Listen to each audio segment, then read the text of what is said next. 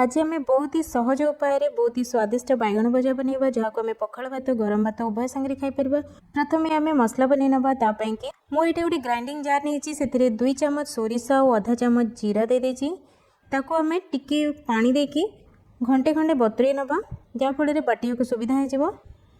आपड़ गोटे गिनारे भी बतुरे पारे किंतु आउ थे गिनारू जार को ट्रांसफर करने को न पड़े से मुझे डायरेक्ट या जार रे ही बतुरे देती।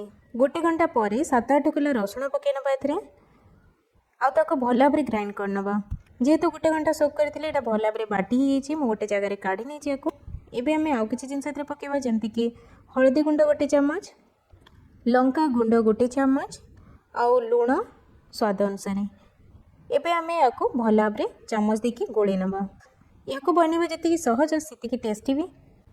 ये मसला बिल्कुल रेडी है। आम बैगण काटिक रेडी करना बैगण को भल भाव धोईकी पानी पोछिकी रखी मु बैगण को आप गोल गोल भी काटी पारे ना मुझे लंबा लंबा करके काटुची सेमती भी काटी पारे एमती हाफ इंच चौड़ा रखिकी बैगण को काटी नेबे। ये दुईटाक बैगण मुझे काटिक रेडी करने आउ जो मसला रेडी करते हैं आम बैगण पीस उभय साइड रे चामच द्वारा कि हाथ द्वारा एमती लगे नवा।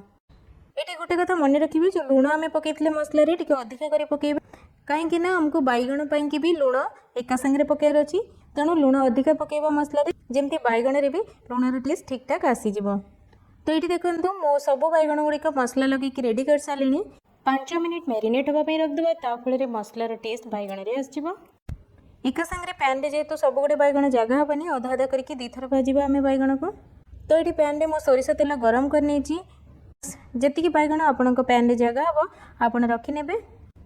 प्रथम 1 मिनिट मीडियम फ्लेम रे तापरे आउ 1 मिनिट लो मीडियम फ्लेम रे कवर करके कुक करवा।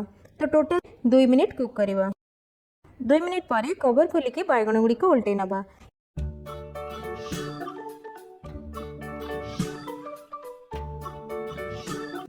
एबे मु गोटे चामच तेल आहरी दे दोची आर साइड को भी भल भाव क्रिस्पी करके भाजवा पाई। तो ये आम कवर कर नवा और इथर आम लो मीडियम फ्लेम रे 2 मिनिट कुक करवा। तो लो मीडियम फ्लेम रे 2 मिनिट कुक कला परे कवर खोली नवा। एबे आम कवर लगेबानी कवर खोला रखिकी आउ 2 मिनिट पर्यंत बैगण को उल्टे उल्टे की भाजवा। सब बैगण को उल्टे की चेक करेंगे जो पटरा टी भल भाव भाजी नथिबो जो बैगणर से पट रखिकी भाजबे।